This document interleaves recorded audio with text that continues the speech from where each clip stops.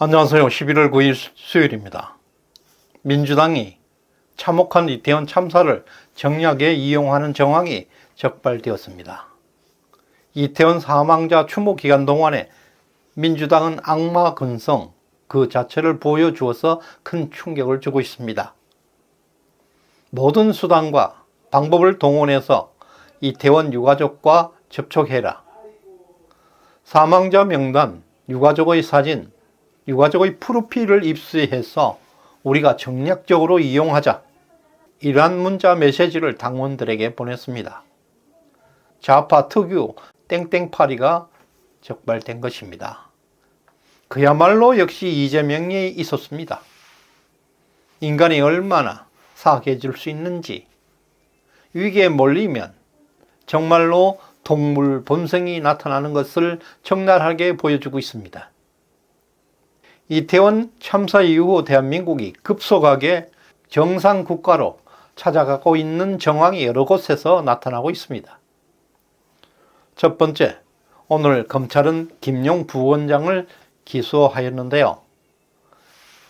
김용의 기소장에는 56번이나 이재명 단어가 나오고 있고, 적시되지는 않았지만 이재명을 사실상 대장동의 주범, 경제 공동체로 간주하고 있습니다. 천화동인 1, 2, 3호 주인 김만배는 1호의 절반 428억은 이재명의 측근 정진상, 김용, 이동규의 몫이라고 검찰에서 폭로하였습니다. 천화동인 1호 절반은 그분 것이라는 1년 전 정영학 녹취록에 나오는 바로 그분은 이재명이라는 사실을 김만배가 인정한 것입니다. 다만 김용 부원장이 가져갔던 8억 4,700만 원에 대한 사용처는 이번 기소장에는 적시되지 않고 있습니다.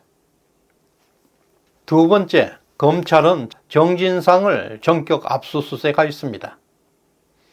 이태원 애도 기간이 끝나자마자 검찰은 정진상 자택과 민주당 당사 그리고 국회에 있는 정진상 사무실을 압수수색을 단행했습니다.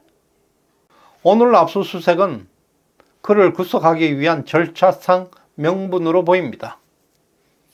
김용 부원장도 구속기간 연장 없이 기소해버렸습니다. 그만큼 범죄 혐의를 입증하는데 어려움이 없다는 것을 반증하고 있습니다. 마찬가지로 정진상의 구속기소도 속전속결로 진행될 것이고, 그리고 서둘러서 이재명 관련 사건을 모두 종결할 것이라는 검찰의 의지가 반영되고 있습니다. 세 번째, 이원석 검찰총장이 검사들에게 중대 업무 지시를 내렸습니다. 최근 이원석 총장은 검사들에게 어떤 정치적 고려도 하지 마라. 오직 법과 원칙에 의거 처리하라. 좌파 우파 따지지 마라. 여야 따지지 말고 어떤 정치 일정도 보지 말고 사건이 터지는 즉시 처리하라. 모든 사후 책임은 내가 진다. 이원석 총장은 취임식에서도 법은 신분이 귀한 자에게 아부하지 않는다고 말했습니다. 오늘 정진상 압수수색도 총장의 의지가 반영되었고, 앞으로는 이재명 문재인 일당의 줄 소환이 기대되고 있습니다. 네 번째, 윤석열 대통령의 진정성이 민심을 파고들고 있습니다. 이태원 참사가 불과 열흘 정도 되었습니다. 최악의 국가 재난이 발생하였음에도 윤 대통령의 지지율이 오히려 폭등하고 있습니다. 11월 5일부터 11월 7일까지 실시된 여론조사에서 38.2%를 기록했습니다.